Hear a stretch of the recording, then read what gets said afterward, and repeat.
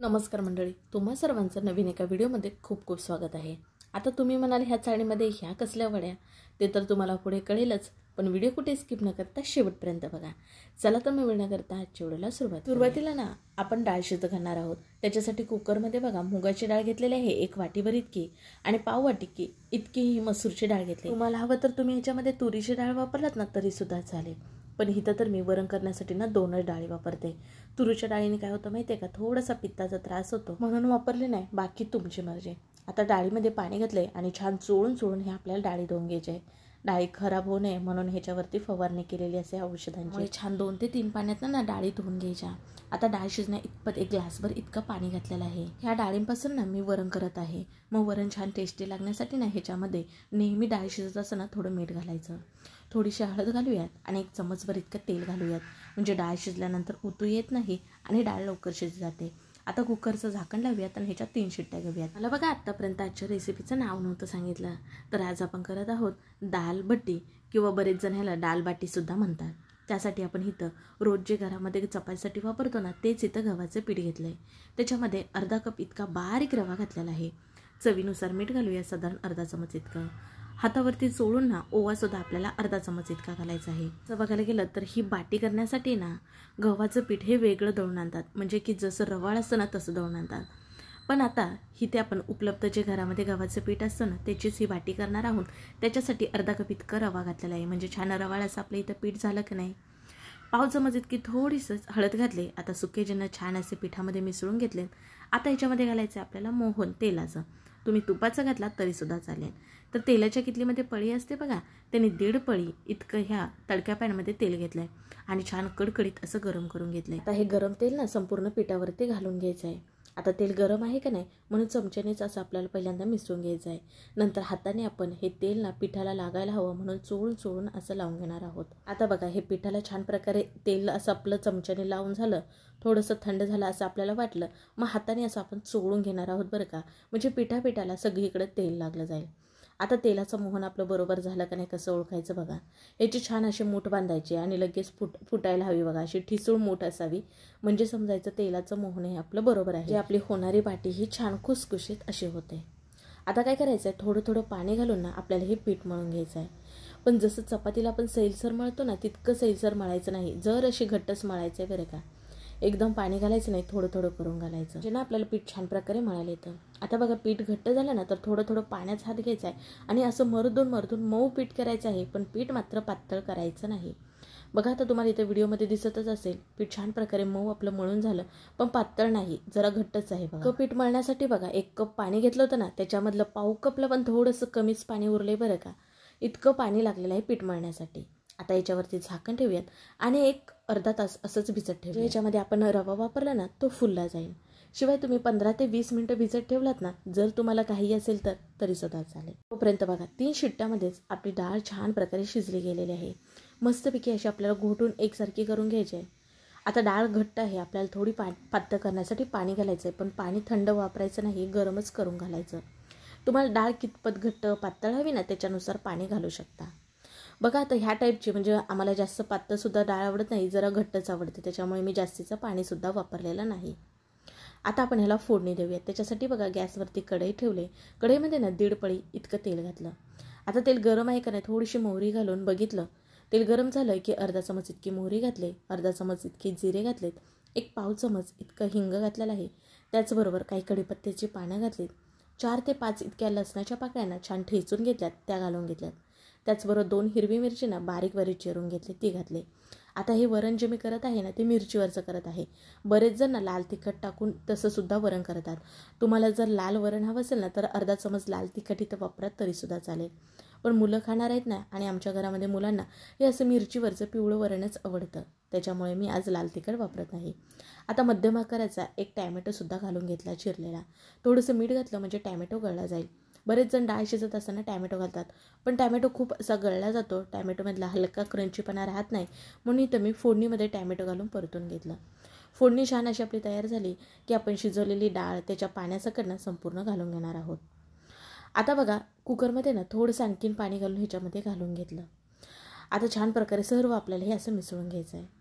आता बघा आपण मीठ अगोदर डाळ शिजत असताना घातलेलं होतं, त्याच्यामुळे आत्ता ना थोडंच आणि जरा जपूनच मीठ घालायचं आहे. जरा अर्धा चमचला कमी इतकं चवीनुसार मीठ घातलेलं आहे. पुन्हा छान असं मिसळून घेतलं. बघा छान ह्या डाळीला किंवा वरण म्हणू शकता, खळखळून उकळी आली की वरून बारीक चिरलेली कोथिंबीर घालूयात आणि इथं खाण्यासाठी आपलं हे डाळ आहे किंवा तुम्ही वरण म्हणू शकता तयार झाले. मला जर ना ह्याच्यापेक्षा पातळ हवं असेल तर थोडंसं आणखीन गरम पाणी वापरा तरीसुद्धा चालेल, पण आम्हाला तर इतपतच हे घट्ट हे वरण आवडतं. आता हे वरण तयार झालं आपलं, आपण बाजूला ठेवूयात. तोपर्यंत बघा आपण जे पीठ भिजत ठेवलं होतं ना ते सुद्धा छान प्रकारे भिजलेलं आहे. आणि बघा जर तुम्हाला फुलल्यावाने हे पीठ दिसत असेल, आता हा थोडंसं याच्यावरती तेल घालून ना हे पीठ आपण चिकनं जरा मळून घेऊयात, म्हणजे पिठाला ना एक छान प्रकारे शाईन येते. आता ना ह्याचे आपल्याला गोळे करायचे आहेत, पण तोडून गोळे करायचे नाहीत. आपण ह्याचे गोळे ना कापून घेणार आहोत, म्हणजे एकसारखे सुद्धा होतात आणि पीठ आपलं जास्तीचं ताणलं सुद्धा जात नाही. अगदी आपण चपातीला पीठ मळतो तसंच छान मऊसूत मळलंय, पण चपातीचं आपलं ह्याच्यापेक्षा जरा सैलसर असतं बघा, हे जरा घट्ट. ह्याच्यामुळे ना आपली जी बाटी आहे ना ती छान कुरकुरीत अशी बनली जाते, नरम होत नाही. थोडासा कुरकुरीतपणा असावंच बाटीला, बरं का.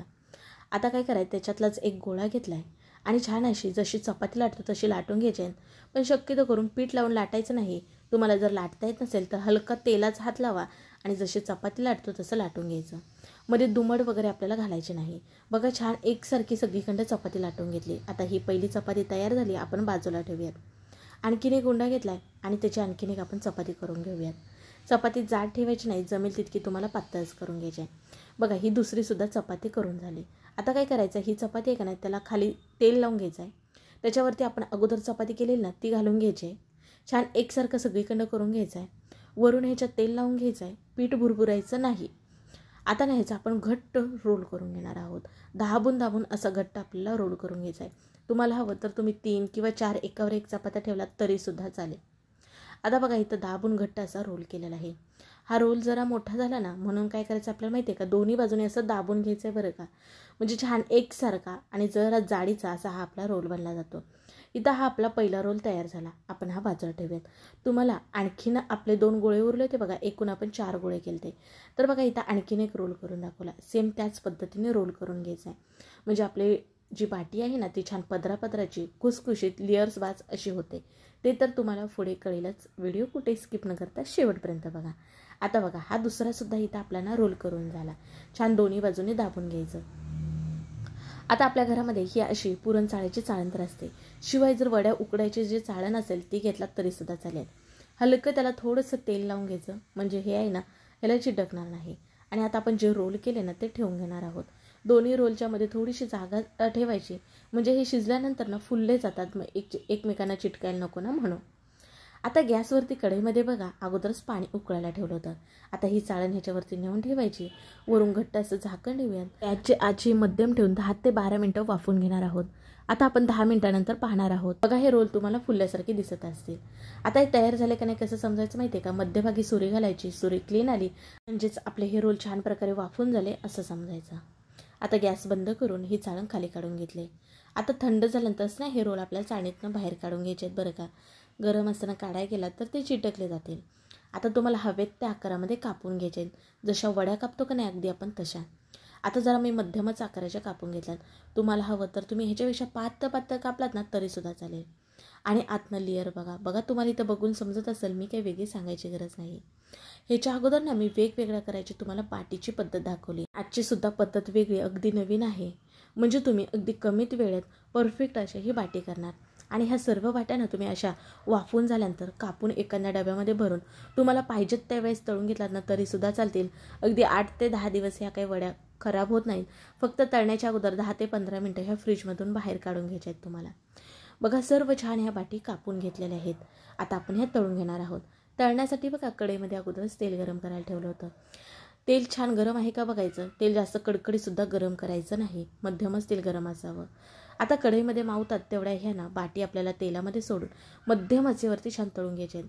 गॅस जरासुद्धा फास्ट ठेवायचं नाही, नाहीतर ही बाटी आहे ना आपली खुसखुशीत होत नाही आणि आतमधून जिथं लेयर्स आहेत ना तिथून त्या कच्च्या राहतात. त्यामुळे गॅस एकदम बारीक तो मध्यमच ठेवून बघा असा सोनेरी रंग येऊसपर्यंत अलटी पलटी करून आपल्याला ह्या बाटीनं तळून घ्यायच्या आहेत. आता या बाटी तळल्या की आपण पुन्हा एका साडीवरतीच अशा काढून घेणार आहोत, म्हणजे एक्स्ट्राचं तेल हे निघून जाईल. आता इथं पहिली बॅच तळून झाली की नाही, दुसरीसुद्धा बॅच अशा प्रकारे सोडून तळून घेत आहे. रोज बघा आपण नेहमीचं जेवण तर खातो, जसं की चपाती, भाकरी, डाळ, भात. पण कधीतरी तेच जेवण खाऊन कंटाळलेला असतो, काहीतरी वेगळं खायचं असतं. मग त्यावेळेस ना तुम्ही ही एकदम सोपी वाटी करू शकता, जे करायला देखील अगदी सोपी आहे आणि अगदी वेगळी, अगदी राजस्थानी स्पेशल असा बेत होतं बरं का. आता सर्व वाट्या काही इथं मी तळलेल्या नाहीत, थोड्याच तळून घेतल्यात. ज्यावेळेस घरातली सर्व मंडळी येतील ना संध्याकाळी घरी, त्यावेळेस गरमागरम त्यांना मी तळून देणार आहे, म्हणून सध्याला तरी थोड्याच तळून घेतल्या. आता आपल्या इथं बाटी तर करून झाल्या आणि इथं बघू शकता आपलं गरमागरम अगदी बघूनच खाऊसं वाटणार आहे छान वाफळतं वरण, किंवा ह्याला डाळ म्हणू शकता. ना बघा पावसाचे दिवस सुरू आहेत, पावसाळ्यामध्ये काही ते गरमागरम खाण्याची इच्छा होते.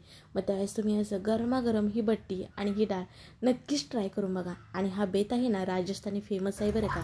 जसं आपल्याकडे पाहुणचारासाठी पुरणपोळी वगैरे करतात ना, तसं त्यांच्याकडे पाहुणचारासाठी अशी डाळबट्टी केली जाते.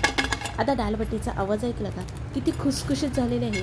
त्यामुळे तळत असताना मात्र तुम्हाला काळजी घ्यायची आहे, मध्यम टू बारीकच गॅस करून तळून घ्यायचे, म्हणजे मध्येच कुठेच कच्ची राहत नाही, छान मस्त अशी खुसखुशीत होईपर्यंत तळली जाते.